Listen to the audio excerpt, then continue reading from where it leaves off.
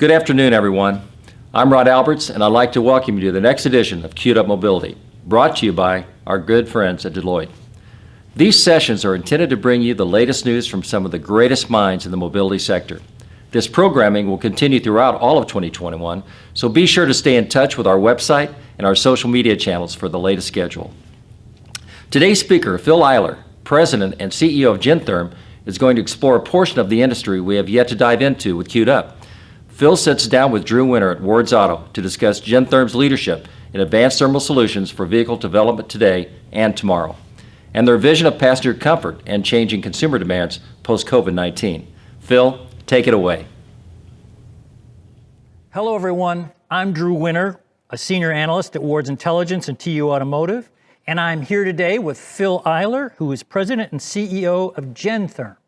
And we're talking about comfort, which is really important now, but it's even more important in the future as we see all these changes going on with electrification and moving towards autonomy and all that good stuff. So it's going to change everything, the way interiors look and feel, I think. So Phil, give us a quick description of what Gentherm is and what you're doing. Sure. Well, Drew, first of all, it's an honor to get a chance to talk to you. I was really looking forward to this. And exciting to talk about some of the big changes that are taking place in the automotive industry. So Gentherm is it's really the global leader in thermal technology solutions, mainly for automotive, but I'll let you know some changes that have happened over the last couple of years in the business. So when you think about Gentherm products, most people know us for heated and cooled seats in the vehicle. But we also have many thermally controlled surfaces throughout the vehicle: steering wheel, armrests, panels, footwells, neck conditioner. So anything that adds thermal comfort to a vehicle. That's our primary business. What a lot of people don't necessarily know is we also create battery thermal solutions for electric vehicles. We're also in the medical business. We have a rapidly growing patient temperature solutions business where we're actually within the hospitals helping to keep body temperature at the right level for operations and in intensive care. And then finally, a big part of our future is really rethinking the climate for an electric vehicle. And we're implementing we think is a revolutionary system of a microclimate. So basically a climate zone for each individual passenger in a vehicle. And I think we'll have a chance to talk in a little bit more detail around that. But we're about 11,000 employees around the world and traded on NASDAQ. Okay. So I've been putting together conferences around interiors and user experience for years now, and I noticed really a lot of consumers, they kind of take comfort for granted unless it's really good or it's really bad. So now we have this, all these changes coming along. So tell us a little bit about how Gentherm is going to create all these great experiences and all this good stuff in the future. Well, I think it's a great point. Comfort has maybe been a secondary or even a third level priority for years and years and years. It's always been about the drivetrain and power and performance, and that's changing. And more and more consumers are really demanding that their vehicle become a center of experience, and not just a utility to get from A to B. The utility part of it is kind of becoming standardized, where people aren't thinking so much about those, the performance of the vehicle. Not that those people don't exist. Yeah, right. But so we really see products that we're providing around comfort and wellness and improving health for passengers as really the next frontier. And I can tell you there are a lot of big challenges also related to thermal management in a vehicle, especially with electric vehicles and the changing layout of the vehicle. So we think we're in a pretty good spot connected to where the vehicles are going. So we see all these concepts out there now that for future vehicles, particularly related to autonomy, where the interiors look like living rooms, where you have seats facing each other, or I've seen some where they're totally reconfigurable according to how they're used, and the seats will move along in tracks along the seat, all these things. And I think the average consumer, again, looks at that and say, wow, that's really cool.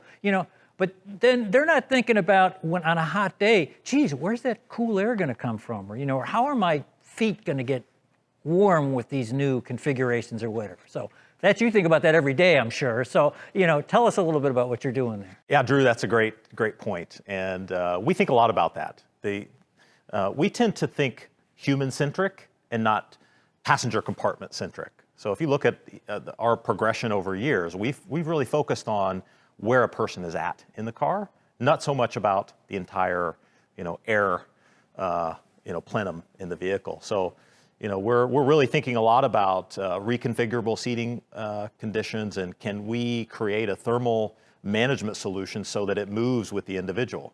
In the ideal scenario in the car of the future, you're right. Seats can turn to face each other. You can have conferences because it's an autonomous vehicle. It's going to be a while before we get there, but it's going to take migration to make it happen. So I mentioned earlier we're focused on this microclimate solution we call ClimateSense. And that really is all about putting the climate system for the individual around the person's body so that you don't rely on the instrument panel and all of the blowers in that one spot. It actually moves with the individual. And we're really excited about that. And to take it even a step further, we're thinking about personalizing it so that really, no matter what car a passenger gets into, whether it's their own car or someone else's, their profile of their thermal preferences moves with them when they get in these vehicles. And that also fits into the future of mobility. So we're really thinking about this a lot, and of course partnering with the OEMs and the seat manufacturers to make sure that we're marching lockstep. So a lot of this is actually would fit, it's all like a module in part of the seat or whatever, right? And so if it's a shared vehicle or something like that, I could get in with my phone and it would recognize my phone, and its seat might automatically then put the settings that I would like. That's exactly right. Okay. That's exactly right. And the technology is more or less there to do it from a software standpoint and a connected car standpoint. Those things are happening. The industry has been more focused around entertainment. Yeah. But more and more, we're seeing this interest in, can I personalize some of these other comfort type solutions? And so yes, exactly what you're talking about is what we're focused on. One great example, I can remember sitting in the crowd at a conference with one of the OEMs, and they put together a car sharing solution, a larger van. Yeah.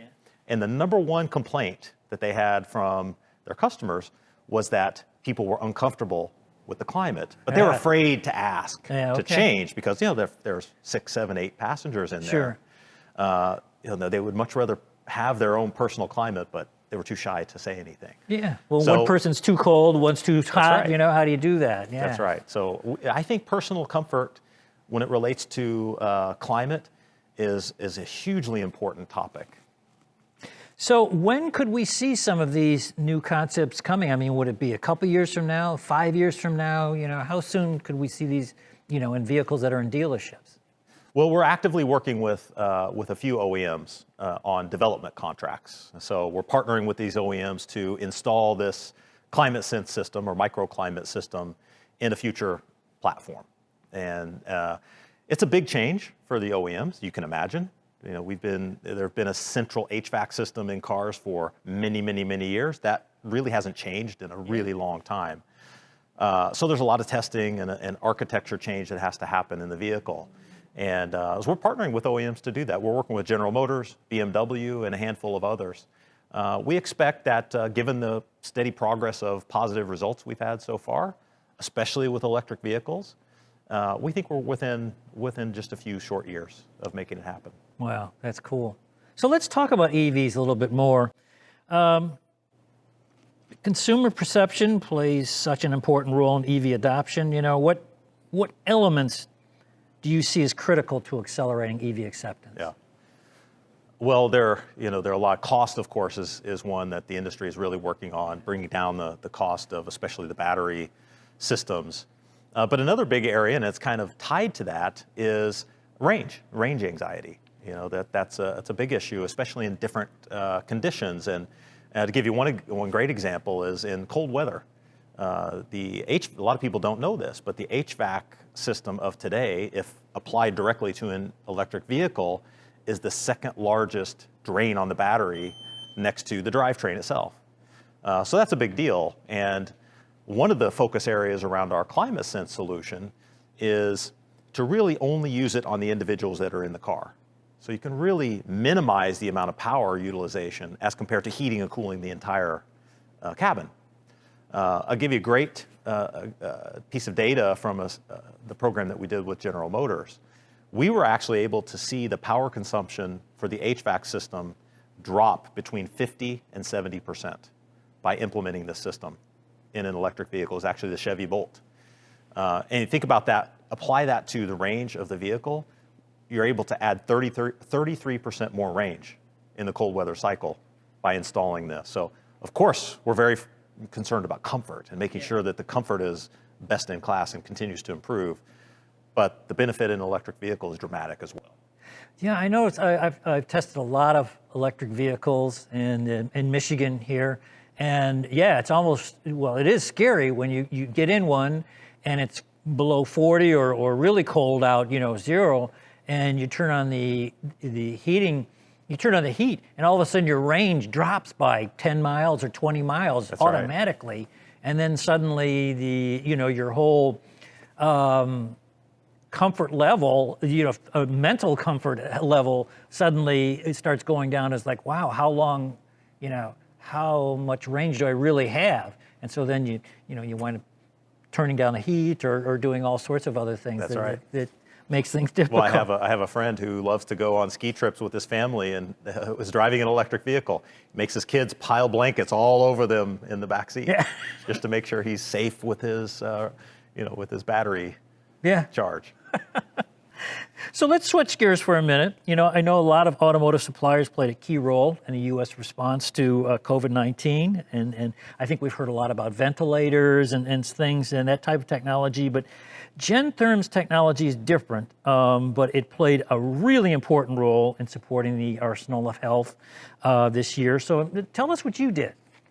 And we're really proud about that, Drew. Our medical group really played a big role. We have solutions that, number one, manage a body's temperature in extreme fever. And of course, one of the symptoms and complications from COVID is fever issues. And so one of our products called Blanketrol is used to bring down the body temperature, actually cools the body. And this became a really important product for hospitals with patients dealing with COVID. So we had to really enlist all of our resources to keep production up to meet that demand. We have another product called Hemotherm, which actually manages blood temperature.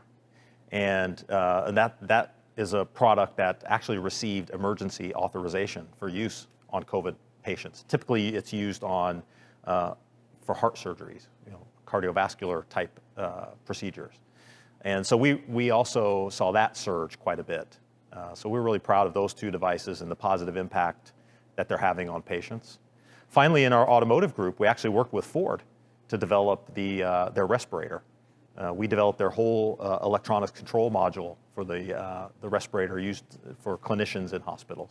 So when you say a respirator, that's actually sort of like the kind of space suits we see, people with the full collective gear. And I know my wife's a nurse, and she told me how all this protective gear is so hot. Yeah. And so that just adds another level to these first responders or these people who are working so hard to save people, but they're in these really hot conditions. So you're using actually sort of like some of the fans and things that actually are used as part of temperature control in vehicles can also be used in these suits to circulate air, or am I getting something wrong? Yeah, that's the development that we did with Ford. It was a device that basically filters the air in this device. Yeah, wow. Exactly. Wow, that's cool. Yeah, and that's something we actually went together with Ford, went from concept to production in 3 weeks with this product. It was unbelievable. So yeah, I tell you, it's amazing to see what people can do when they're really focused on the needs of helping people. So we talked earlier about like how the climate control hasn't changed in like 50 years or whatever, Now you're really bringing something different, and it strikes me as it's very scientific as well, because you're not just a climate control manufacturer. You have a medical business, that's another business unit that's doing all this, has all this deep knowledge, and I think what you were talking about earlier, it's called thermal physiology, that actually, has all this scientific knowledge and everything that drives product development and comfort management. Am I on the right track here? Absolutely. Wow, that's pretty cool. Yeah. Thermal physiology is really it's all about the human body. And if you look at our business, we're really human-centric, where, kind of the classic, especially in the vehicle, the classic focus has been around environment, getting the air up to a certain level, right, or down to a certain level. But that's not really what we focus on. We focus on understanding what makes a human comfortable. And it doesn't necessarily equate to the temperature in the cabin, right, or the airflow in the cabin. So what helps us do that in a really effective way is the science of thermal physiology, and it's how the body responds to thermal inputs. And it's very fascinating, and of course it's why we become expert at it is because of our medical business. When you have to make sure that a patient reaches a certain temperature level, you do that in the most effective way possible. So you'll apply heat or cool to specific parts of the body that are very dense in thermoreceptors, which happens to be, where your body has these nerves. Yeah. And if you do that in a productive way, you can tell the brain that you're in a certain level of comfort, or you can heat the organs of the body more effectively. So we apply all of those to what we do in the car.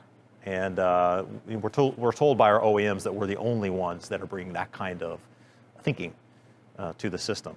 And I'll give you one great example, and a product we created a couple of years ago is a neck conditioner that warms the back of the neck. And the back of the neck is an area that has the most thermoreceptors in the body.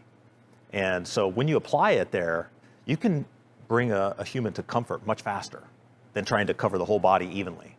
So that's just one example of using thermal physiology. In fact, it's very interesting that when you warm the thermal receptors in cold temperature in the back of the neck, it actually sends signals to the rest of the body that you're achieving comfort.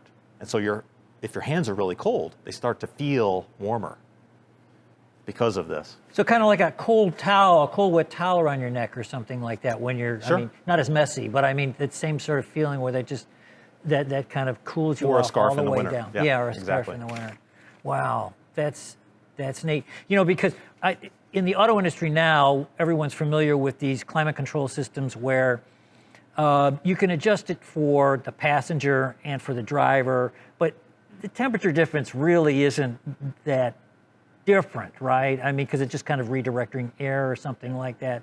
And so with your human sort of centric approach, then and the way your heat conducting materials and things, that gives you allows you to really make a much more custom climate experience or whatever. That's exactly right. Yeah. That's exactly right. And we're developing a system that is kind of learning. Over time, what we want to do is learn the preferences of individuals, and so we can, the vision over time is to use machine learning to monitor the adjustments that an individual would make to their system and keep changing the automatic setting for that person's preferences.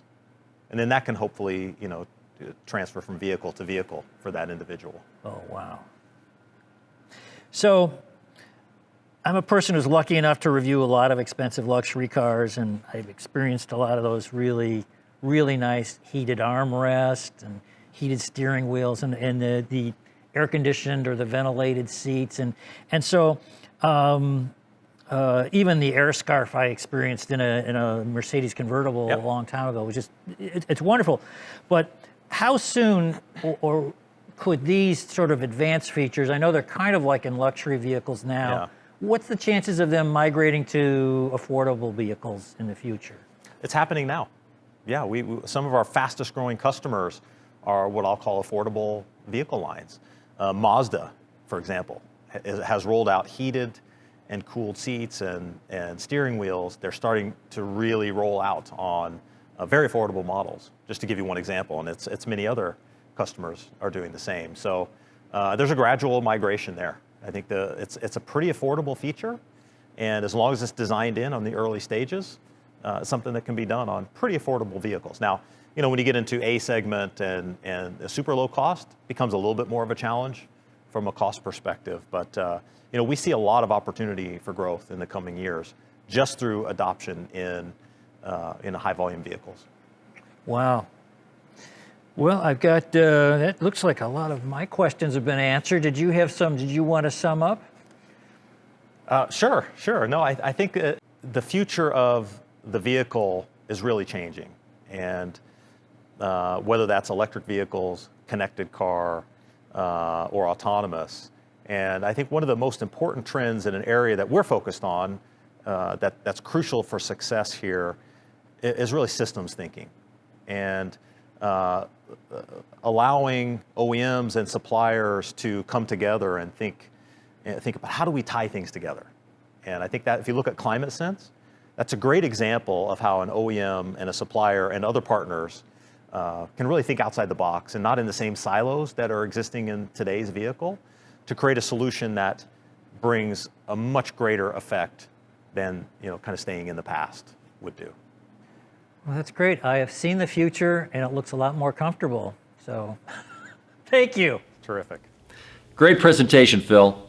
We're excited to follow along as Gentherm continues its amazing work in passenger climate comfort. Thank you so much for taking the time to share it with our audience. As I'm sure most of you know, NAIES is taking a brief pause for 2021. However, in the meantime, we're proud to be producing a new experiential event this September called Motorbella. This new event will bring next-generation mobility and exciting vehicle debuts to media and showgoers in a never-before-experienced way, while all being done outdoors. More information about this event can be found at motorbella.com. That is all we have for today. I appreciate you sharing your time with us and look forward to speaking with you again next month.